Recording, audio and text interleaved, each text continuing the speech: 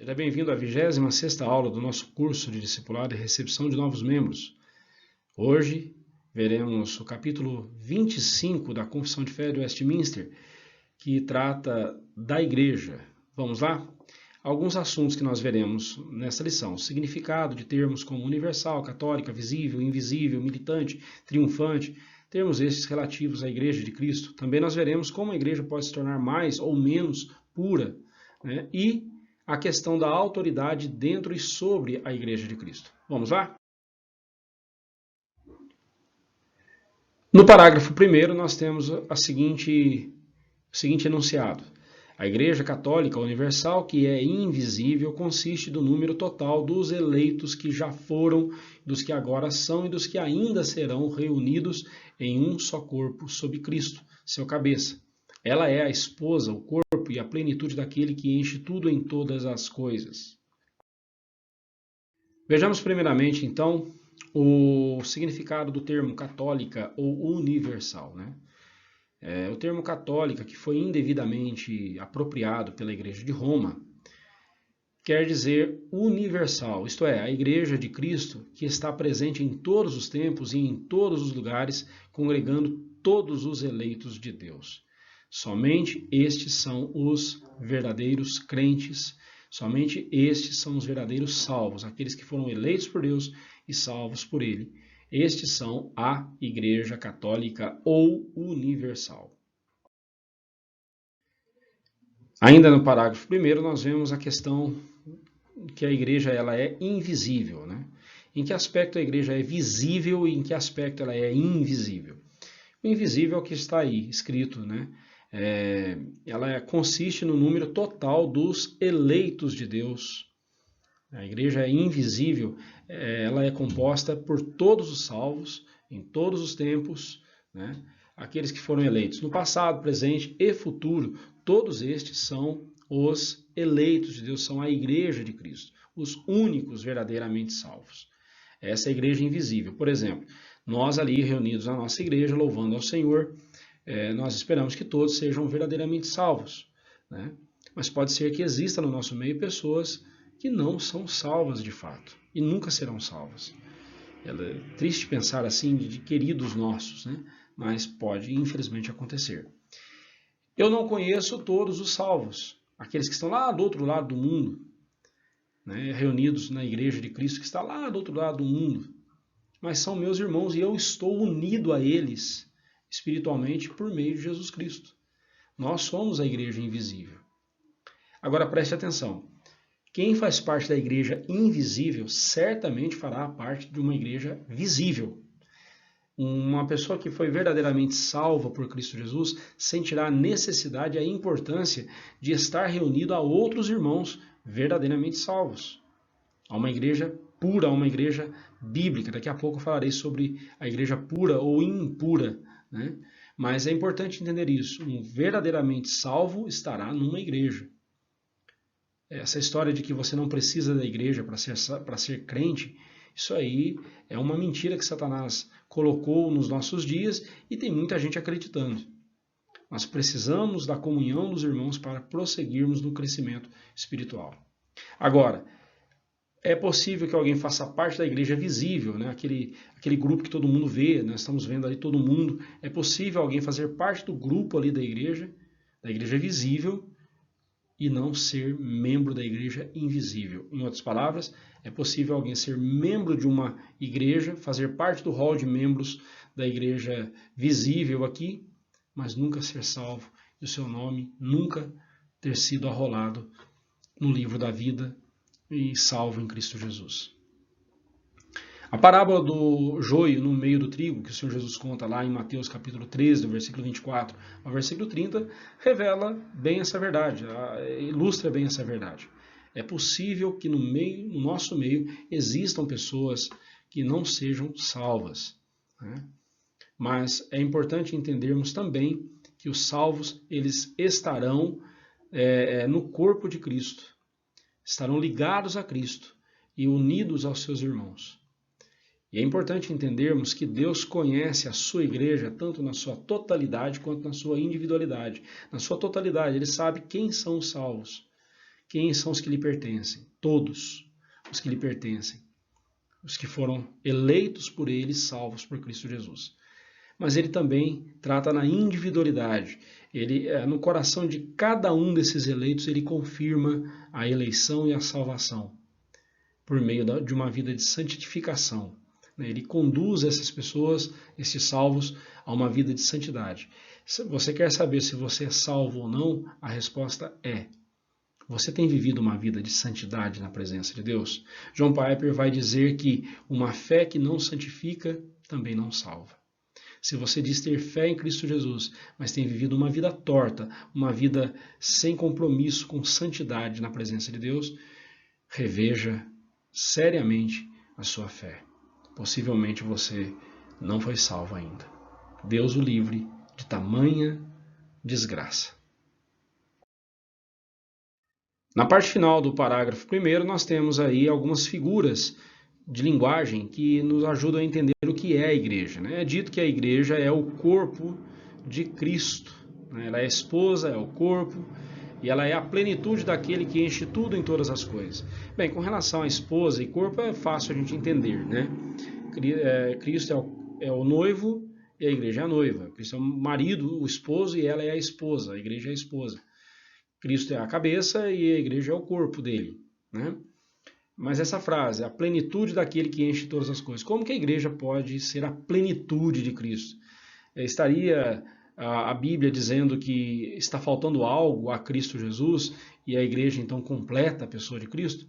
Seria uma heresia dizer uma coisa dessas, né? Não é isso que a Bíblia quer dizer. Quando Paulo afirma que que a igreja é a plenitude daquele que enche todas as coisas, a conclusão a que chegam a maioria dos comentaristas sérios, comentaristas exegetas sérios e comprometidos com a sã doutrina, é que é isso mesmo, a igreja completa Cristo. Mas em que sentido a igreja completa Cristo?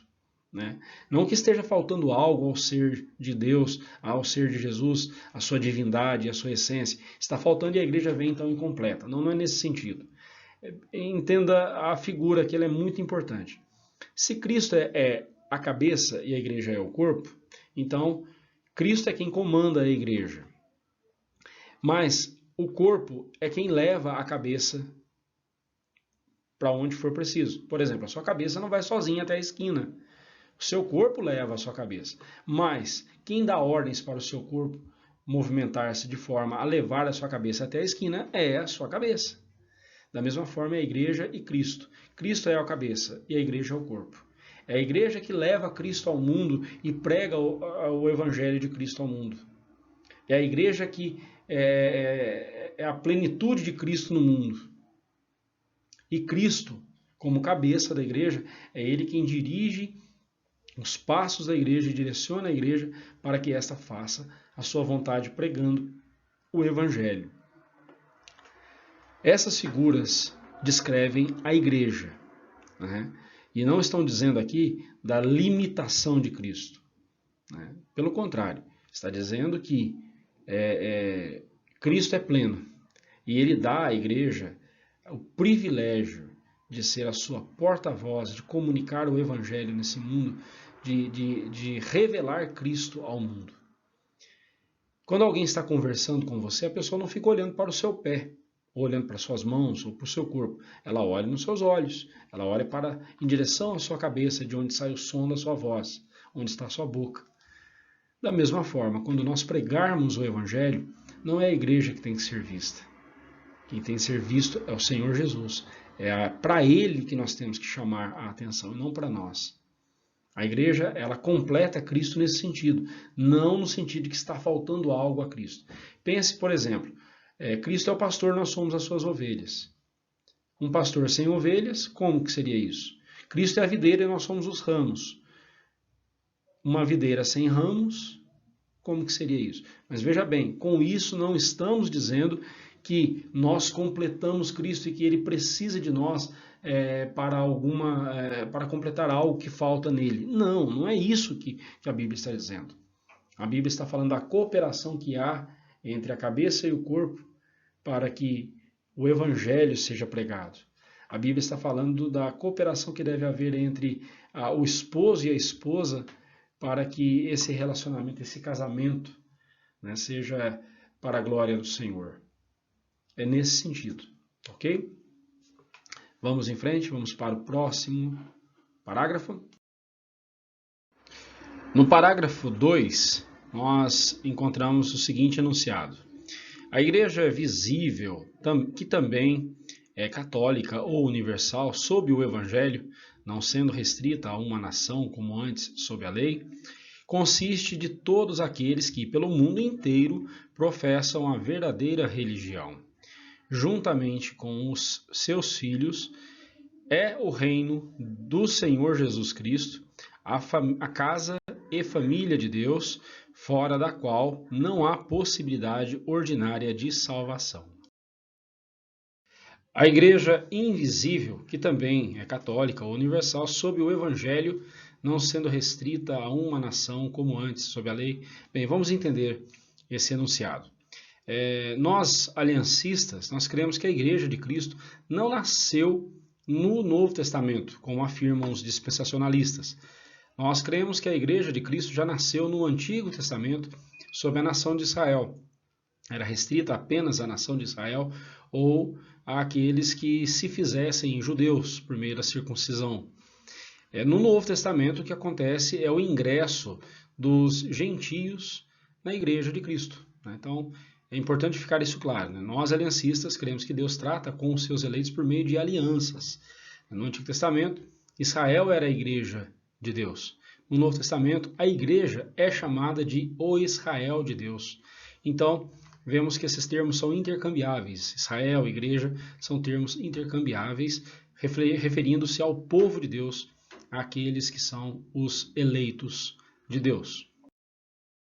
Na segunda parte do parágrafo 2º, nós vemos aí, então, em que consiste a igreja visível, né? Ela consiste na verdadeira religião, no ajuntamento das famílias dos crentes. Ela é o reino de Deus, a casa e a família de Deus e a única possibilidade ordinária de salvação. Então, aqui nós vemos que a verdadeira igreja tem essas seguintes características. Com relação à verdadeira religião, lá em Tiago 1,27, nós vemos qual é a verdadeira religião, que é visitar os órfãos e as viúvas nas suas tribulações e a si mesmo se guardar incontaminado do mundo, né? Quando a Bíblia diz que a igreja verdadeira, a igreja visível, ela é o ajuntamento das famílias dos crentes, né? A aliança de Deus com o seu povo sempre envolveu as famílias, né? Todas as famílias, né, dos filhos dele. Os filhos, mesmo pequenos, já fazem parte dessa aliança. Uma criança, filha de um casal crente em Cristo Jesus, já nasce dentro dessa aliança. E eles, né, os filhos pequenos, que já nascem e fazem parte dessa aliança, a qual eles assumirão ou não quando tornarem-se responsáveis por si mesmos, quando forem maiores, né, e tomarem essa decisão. Enquanto pequenos, é dever dos pais trazê-los à casa do Senhor. Nós veremos mais sobre isso quando tratarmos sobre o batismo infantil, o batismo das nossas crianças, mais para frente, nas próximas lições. É o reino de Deus também, né? A verdadeira igreja visível, a igreja visível, ela consiste também no reino de Deus. As várias comunidades cristãs espalhadas pela face da terra são agências propagando o reino de Deus neste mundo. E por isso também ela é chamada de casa e família de Deus. Obviamente, não devemos entender que o templo onde se reúne a igreja é a casa de Deus. O termo casa aqui está ligado ao anterior, família. E assim, onde estão os filhos de Deus, está a família de Deus. E, portanto, ali a casa de Deus é a casa de Deus. Nós somos membros de uma família que tem por pai o próprio Senhor Deus. E quando a confissão de fé diz que ela é a única possibilidade ordinária de salvação, é no sentido de que, é claro que ela não substitui o sacrifício de Cristo. A única forma de alguém ser salvo é por meio do sacrifício de Jesus. Mas não estamos dizendo aqui que a igreja substitui o sacrifício de Cristo. Nem mesmo cremos, como a igreja romana crê, que somente quem estiver sob a égide do Papa está salvo. Nós não cremos nesse absurdo, né? O que estamos afirmando aqui é que quem é crente no Senhor Jesus, professou e professa a sua fé nele, somente, né, somente em Jesus, que tem as Escrituras Sagradas como a sua única regra de fé e prática, obviamente fará parte de uma denominação verdadeiramente cristã, até mesmo porque faz parte da igreja invisível. Como eu disse anteriormente, alguém que faz parte da igreja invisível procurará uma igreja visível para fazer parte dela. Somente dentro da igreja de Cristo é que tais verdades são ensinadas, cridas e obedecidas. Por isso é que não há possibilidade de salvação fora da igreja. Ah, pastor, mas eu conheço alguém que não era membro de igreja nenhuma, estava sozinho lá no meio do mato e conseguiu um exemplar da Bíblia, leu a Bíblia e se converteu a Cristo. Sim, depois ele procurou uma igreja. O que eu quero que você entenda é que não existe crente sem igreja, né? Não por vontade própria. Um verdadeiro crente sempre procurará a companhia de outros irmãos para estar juntos, louvando e bendizendo o nome do Senhor. Isso é fato. Aqueles que dizem que não precisam da igreja para crescerem na fé, para crescerem em santidade e maturidade cristã, possivelmente nem nasceram de novo. O terceiro parágrafo diz: à Igreja Católica visível, Cristo deu o ministério, os oráculos e as ordenanças de Deus para congregamento e aperfeiçoamento dos santos nesta vida, até o fim do mundo, e pela sua própria presença e pelo seu Espírito, o Espírito Santo. Os torna eficientes para esse fim, segundo a sua promessa. Então aqui nós vemos os meios de graça, que são instrumentos para a santificação dos salvos. Veja bem, quando nós falamos de meios de graça, não estamos falando aqui de meios pelos quais nós podemos ser salvos, mas sim meios pelos quais os salvos são mantidos em santidade e são santificados, tá? Este parágrafo descreve a eficácia daquilo que chamamos de meios de graça, através dos quais Deus fortalece a igreja.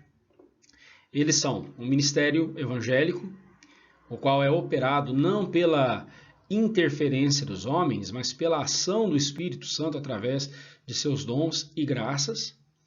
Os oráculos, nós recebemos os oráculos de Deus, isto é, a Escritura Sagrada, a Escritura inspirada pelo Espírito Santo, a qual é a nossa única regra de fé e prática, e por isso mesmo ela é totalmente suficiente para tratar do nosso coração. Eu ouço muitos cristãos dizendo que a Bíblia, a Escritura, ela é inerrante, né? Nós já vimos isso em outras lições. De fato, ela é inerrante, ela é perfeita. O texto original, o qual Deus deu aos seus servos no passado, o texto é inerrante, perfeito.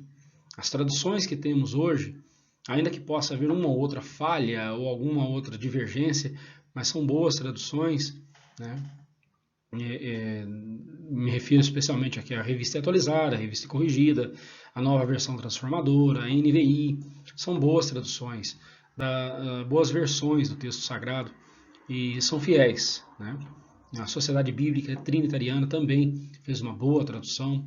Então, nós temos bons recursos, mas a palavra de Deus ela não é só inerrante, ela também é suficiente. Infelizmente, em nossos dias, quando se fala de tratamentos contra a depressão, ansiedade, outras coisas mais, esses males que têm assolado a nossa geração, se você e eu, por exemplo, que sou conselheiro bíblico, se eu digo que a Bíblia é suficiente para tratar do coração humano, tem muito crente que vai dizer, não, pastor, mas é necessário medicamentos, é necessário tratamento medicamentoso, né? Isso é uma coisa muito séria. A palavra de Deus, ela é suficiente. E, bem, eu não vou entrar no assunto aqui porque não é o momento, mas é só lembrando, a Bíblia não só é inerrante, ela é suficiente para tratar do coração humano, ok? E a igreja recebeu esse oráculo, né? Recebeu a palavra, recebeu a palavra de Deus para poder, então, ministrá-la. Também nós recebemos as ordenanças, isto é, o batismo e a ceia do Senhor. Assuntos que nós veremos pormenorizadamente nas próximas lições. Também nós recebemos a comunhão, né? Nós temos aí a comunhão dos eleitos, né? A comunhão dos crentes, os quais têm prazer em se congregar em torno da pessoa de Cristo para adorá-lo. Então são esses os meios de graça providos por Deus. Obviamente, quando nós falamos da doutrina dos meios de graça, nós estamos falando aqui da pregação da palavra, do culto a Deus, da oração, os sacramentos, né? Esses são os meios de graça, que estão aqui de alguma forma contemplados neste parágrafo. Ok? Lembre-se, meios de graça não são meios para salvação, mas são meios para manter os salvos num caminho de santidade e purificação. Destacando aqui ainda no parágrafo 3º, a presença, né, a própria presença de Jesus Cristo e pelo seu Espírito Santo, né, todos esses meios de graça, eles são dinamizados e potencializados pela ação terna, interna e externa e eterna do Espírito Santo no coração dos crentes. Todas essas bênçãos foram dadas por Deus à sua igreja.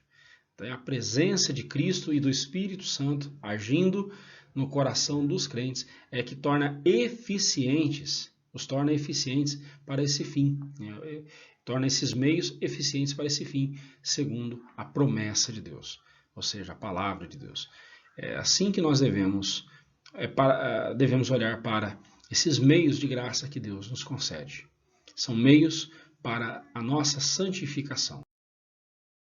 O 4º parágrafo traz o seguinte enunciado. Esta igreja católica tem sido ora mais, ora menos visível. As igrejas particulares que são membros dela são mais ou menos puras, conforme neles é, com mais ou menos pureza, ensinado e abraçado o Evangelho, administradas as ordenanças e celebrado o culto público. Quando é que a igreja se torna mais ou menos visível, né? Quer dizer, de um tempo para o outro pode haver alteração no número de membros da igreja de Cristo, né? Da igreja visível. Da igreja invisível o número é exato, né? O número não tem nenhum a mais, nenhum a menos. O número já é exato. Mas no decorrer da história, de um tempo para outro, o número de crentes numa determinada igreja pode aumentar ou diminuir. É isso que quer dizer, ora mais ou menos visível, né? Deus conhece os seus eleitos em todos os tempos, mas no tempo presente, esse número pode aumentar ou diminuir, né? Então, aqui nós estamos falando do número dos membros aumenta ou diminui de um tempo para outro, só isso, tá? Outro ponto a ser destacado aí é essa expressão igrejas particulares, né? Por igrejas particulares, os doutores de Westminster, que escreveram a Confissão de Fé, referiam-se às várias denominações oriundas da Reforma. Já naqueles dias ali, já haviam várias denominações. Você tinha a igreja presbiteriana, luterana, você tinha a igreja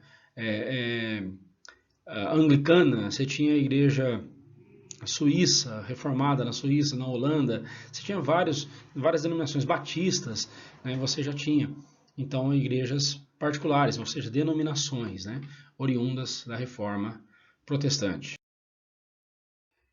O ponto central desse parágrafo é a pureza da igreja, né, o que diz respeito à pureza da igreja, e nós vemos que essa igreja será mais ou menos pura, dependendo do relacionamento que ela tiver com a palavra de Deus. Em João 17, o Senhor Jesus disse que é a palavra de Deus, que é a verdade, que nos santifica, que santifica o povo dele. Em Efésios 5:26, Paulo fala que Cristo santificou a igreja por meio da lavagem de água pela palavra. Ou seja, novamente vemos que é a palavra de Deus que santifica a igreja de Cristo.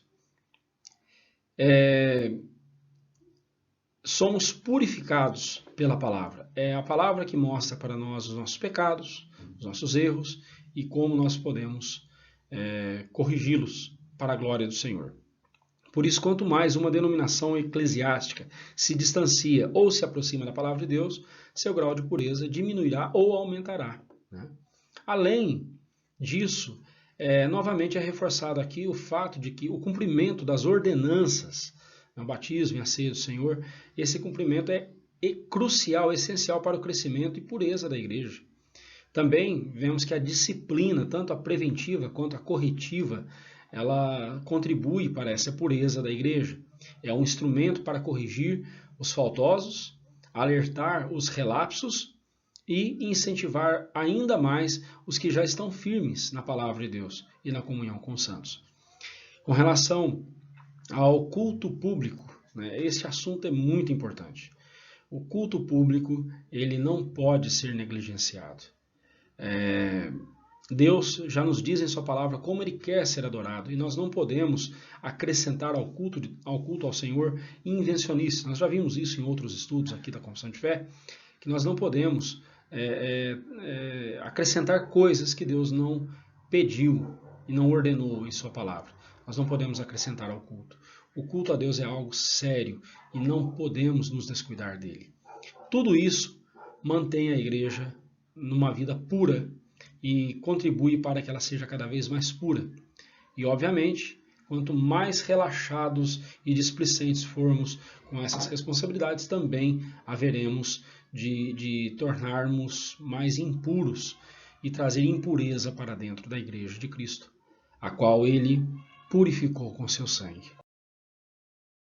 No parágrafo 5º, nós lemos: as igrejas mais puras debaixo do céu estão sujeitas à mistura e ao erro. Algumas têm degenerado a ponto de não mais serem igrejas de Cristo, e sim sinagogas de Satanás. Não obstante, haverá sempre sobre a terra uma igreja para adorar a Deus segundo a vontade dele mesmo.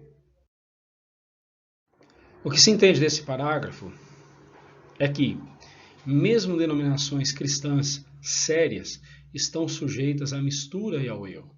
Onde existir um pecador, mesmo que seja convertido a Cristo e transformado por ele em um filho de Deus, haverá possibilidade de erro doutrinário. Que se dirá então de uma comunidade onde existiam falsos crentes no meio de verdadeiros crentes, não é mesmo? Então, infelizmente, a possibilidade de erro doutrinário, ela é real.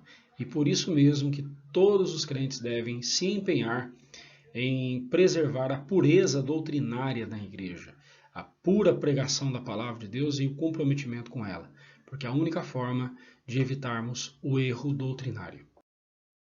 Outra verdade sobre essa possibilidade do erro doutrinário é que o erro doutrinário ele leva à apostasia, e os que se apostatam da fé degeneram-se e se transformam em sinagogas de Satanás.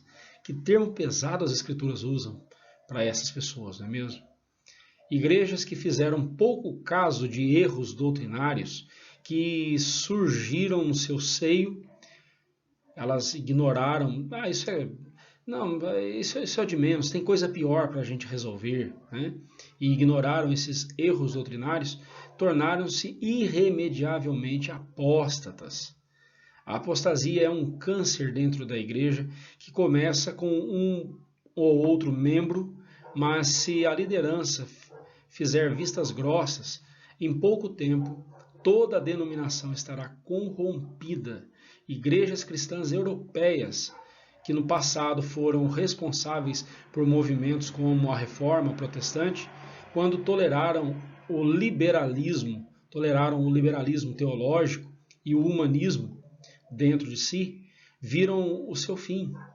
Hoje, se você for na Europa, antigos templos cristãos, igrejas reformadas, igrejas protestantes, hoje foram transformados em bares, em cabarés, foram transformados em estúdios de gravação por causa da acústica. Sabe por quê?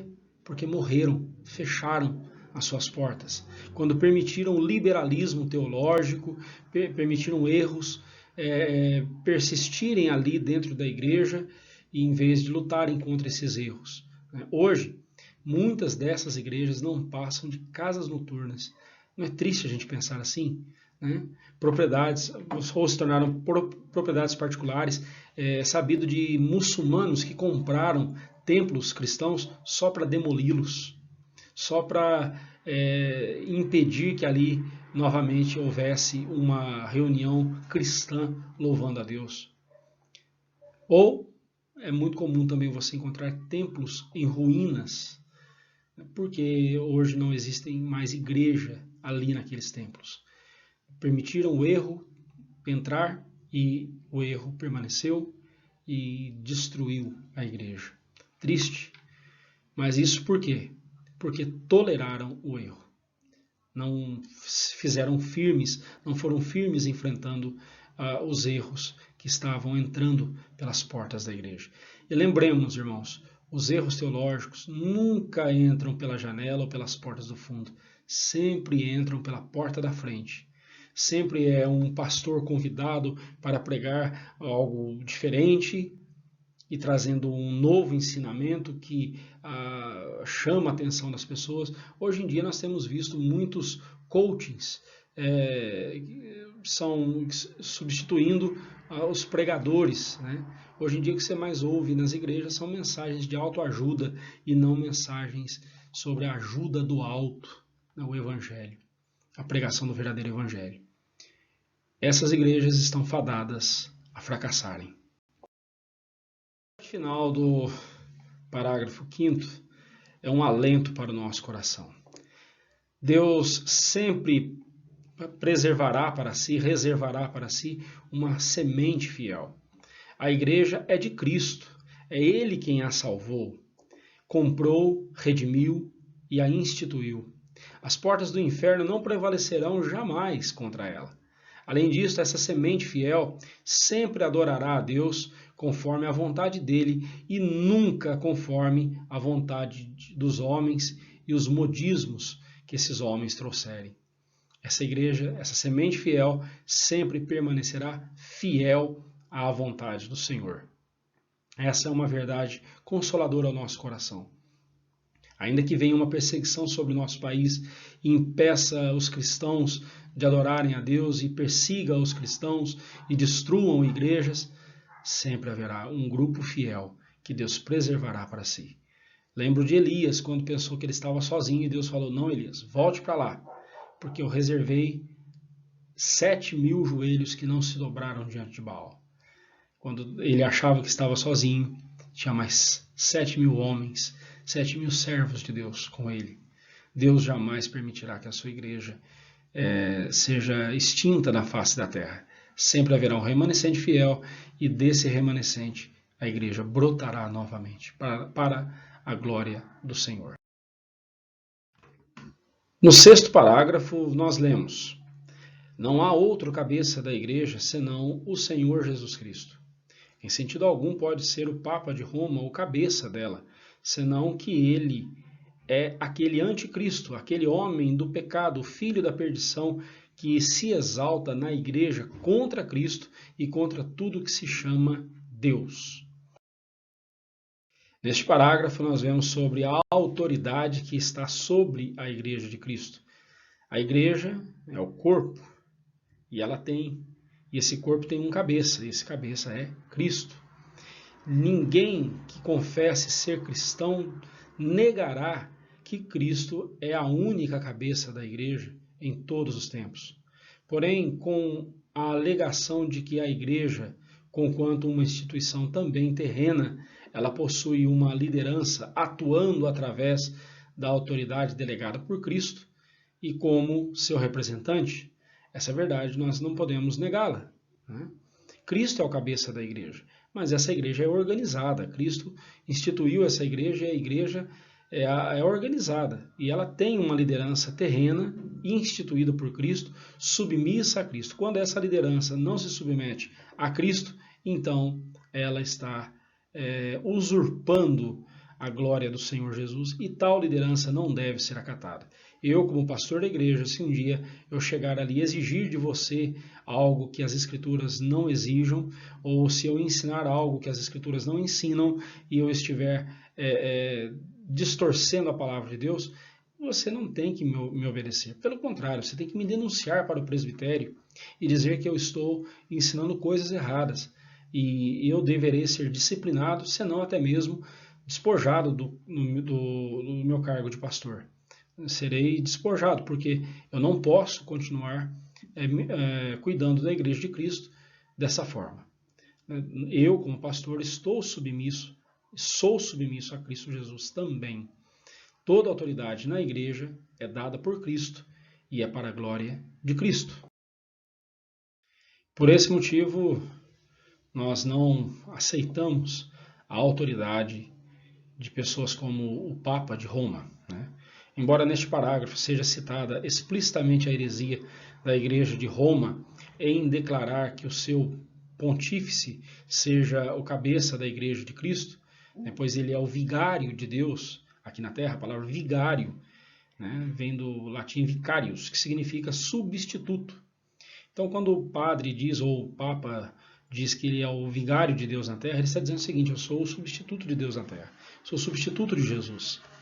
Jesus me colocou aqui para substituí-lo. Ora, representar a Cristo é uma coisa, substituí-lo é outra, bem diferente, né? Quando o pároco, ou o padre, ou o Papa diz que ele é o vigário de Cristo, e afirma ainda que é por sucessão apostólica, começando então com o primeiro Papa da história, que segundo eles foi o apóstolo Pedro, embora não haja nenhuma base bíblica e nem mesmo histórica para tal afirmação, né? Até mesmo houve um primeiro ato de adoração a Pedro, foi lá em Atos 10, quando Cornélio, ao recebê-lo em sua casa, prostra-se diante dele e tenta adorá-lo, e Pedro o repreende, dizendo: para com isso, eu sou homem como você, né? Adora somente a Deus, né? Então, veja bem, não há qualquer base bíblica para afirmar que o Papa de hoje ele está em linha de sucessão no lugar de Pedro. Os apóstolos, os verdadeiros apóstolos que existiram, dos quais o último foi o apóstolo João a falecer, eles foram substituídos na sua autoridade sobre a igreja pelos presbíteros. Basta você ver como Pedro se apresenta lá na sua carta, né? Rogo aos presbíteros, como eu, né? Também ele se via como um presbítero. João, na sua segunda e terceira carta, ele já não se apresenta mais como apóstolo, mas ele se apresenta como presbítero. Por quê? Porque ele sabia que o ministério apostólico estava encerrando, mas a igreja precisava de liderança. E quem haveria de liderar a igreja na falta dos apóstolos? Os presbíteros, né? Então, veja bem, quando a Igreja Católica afirma que Pedro foi o primeiro Papa, né? Além disso não ter respaldo bíblico algum, nós devemos entender também que a Igreja está praticando, essa Igreja Católica, a Igreja Católica Romana está praticando este erro, como na história encontramos o rei Henrique VIII na Inglaterra, por exemplo, que decretou que o rei, seu herdeiro, etc., será considerado, aceito e reputado a única suprema cabeça sobre a terra da Igreja da Inglaterra, chamada Anglicana Ecclesia, ou Igreja Anglicana. Henrique VIII, ele foi o Papa, né? Ele fez a vez de um Papa. Assim como na Igreja Romana o Papa era a autoridade máxima, na Igreja Anglicana o rei e os seus descendentes é que mandam na Igreja, né? Ou era assim que era dito naqueles tempos, né? Todos esses são anticristos. Se um pastor hoje chega diante da igreja e diz assim: eu sou o responsável por essa igreja e eu sou cabeça dessa igreja e eu é quem mando aqui e vocês terão que fazer tudo que eu mando, esse pastor está sendo um anticristo, porque ele está usurpando para si a glória de Cristo. Nenhum ser humano pode ser a cabeça da igreja, o único cabeça é Cristo, né? Em dias mais recentes, nós temos outro herege falando algo parecido, aquele tal de René Terranova, né? Líder do Ministério Internacional Restauração, mais conhecido como G12, que agora mudou de nome, agora não é mais G12, agora é M12 ou MDA, né? Modelo de Discipulado Apostólico, que acaba aquela história de novo, acaba sendo aquela história de novo de você pegar 12 pessoas e discipular essas 12 pessoas, e esses 12 depois cada um vai discipular outros 12, né? Então assim por diante, o ministério, conforme eles, de discipulado apostólico, né? São as velhas heresias de sempre. Ele, depois de declarar-se apóstolo, né, outra aberração, né? Os únicos apóstolos que existiram foram aqueles do Novo Testamento, porque o ministério apostólico estava atrelado à revelação das Escrituras do Novo Testamento. Então, além de declarar-se apóstolo, ele também, mais para frente, mais aqui próximo aos nossos dias, ele se declarou pai apóstolo. Palavra esta que sequer existe em qualquer vocabulário humano, coisa que ele tirou da cabeça dele, né? E ultimamente, né, depois de tudo isso, depois de todas essas borracheiras que ele falou, agora ele vem e se declara patriarca da Igreja de Cristo. Note que o termo patriarca é o mesmo que a Igreja de Roma usa para o seu Papa. Então só faltava essa aos neopentecostais, né? Terem um Papa. O que a Confissão de Fé está dizendo aqui, e declara neste parágrafo, sobre esses tais, já diz tudo. Eles são anticristos, desviando os homens da verdade e usurpando a glória que é do Senhor Jesus Cristo, o único cabeça da igreja. Eu sei que existem muitos pastores presbiterianos que dizem que não, isso é um absurdo chamar o Papa de Roma de anticristo. Ele não é o anticristo. Anticristo aqui no sentido de alguém que se coloca contra a glória de Cristo e tenta usurpar a glória de Cristo, coisa que o homem da iniquidade que surgirá lá no fim dos tempos fará. Então, por isso, são anticristos, sim. A Igreja Romana não é apenas uma seita, ela também tem um herege como seu líder e um anticristo como seu líder.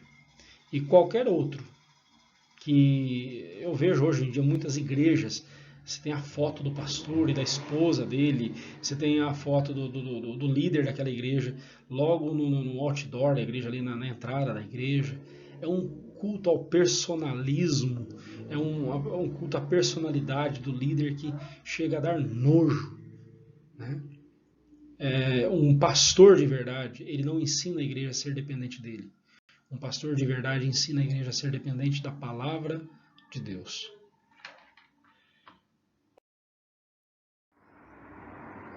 Então chegamos ao final de mais uma lição. Destacamos aqui que a igreja é de Cristo. Ele é a autoridade suprema sobre ela. Também nós necessitamos da igreja e não podemos desprezá-la. Também destacamos que a igreja verdadeira é reconhecida pela sua submissão à palavra de Deus. Grave isso. Também não esqueça de memorizar as perguntas do Catecismo Maior para ajudar você aí no seu crescimento. A pergunta 134 vai dizer: qual é o sexto mandamento? 135, quais são os deveres exigidos no sexto mandamento? 136, quais são os pecados proibidos no sexto mandamento?